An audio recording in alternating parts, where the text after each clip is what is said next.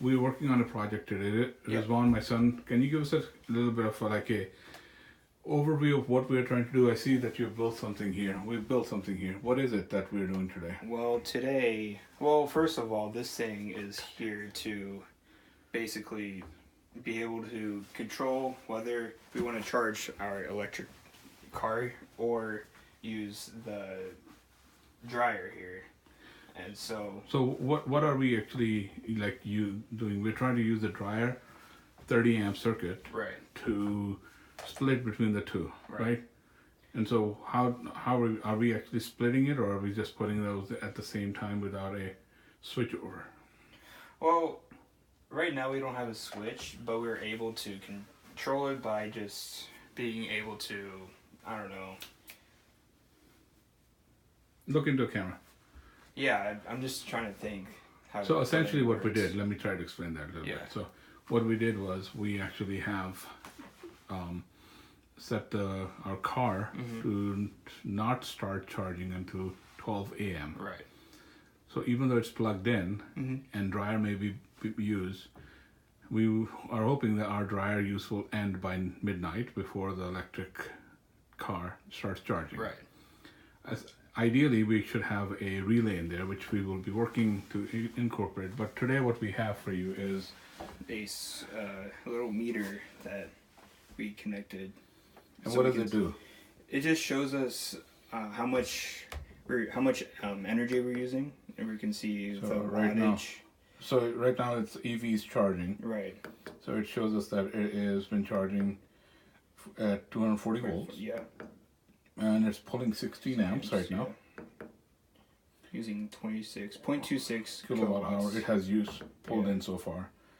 And so if we were to, so essentially our wire is plugged in to the dryer port, which comes into right here into this gang.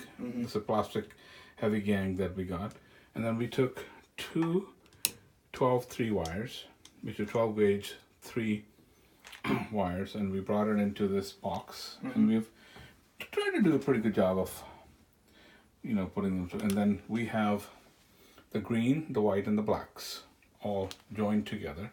So right now what happens is we have now 3-prong connectors, one for the EV, one for the dryer, connected out of here.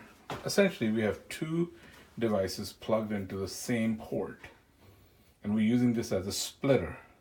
Now, it's not according to electrical code. Yeah, it's not up to code. So we are not actually telling you to build this thing. We're just using this for experimental purposes. What we are planning on doing is actually, we are planning on using this current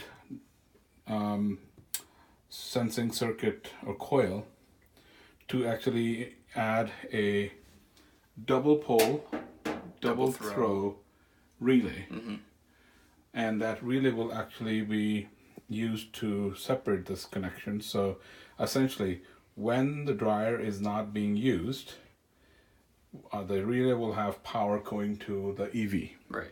But as soon as the dryer turns on, the relay will actually disconnect that wire connection, and basically that's all it's going to do is it's going to disconnect the EV. So we don't have an issue. So basically, when the dryer turns off, the relay will then turn back off, and it'll make because this is a double pole, it will connect the EV. So essentially what we are using, and when the dryer turns on, it will turn off the power to EV. That's all we're going to do.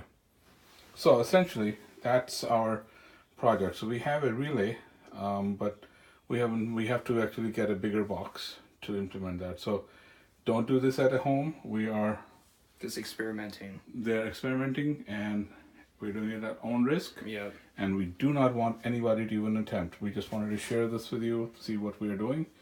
This whole box will get converted into a bigger box or a deeper box, so that we can mount this as well as the relay inside. And then it'll be a safe auto switching circuit. So wish us luck.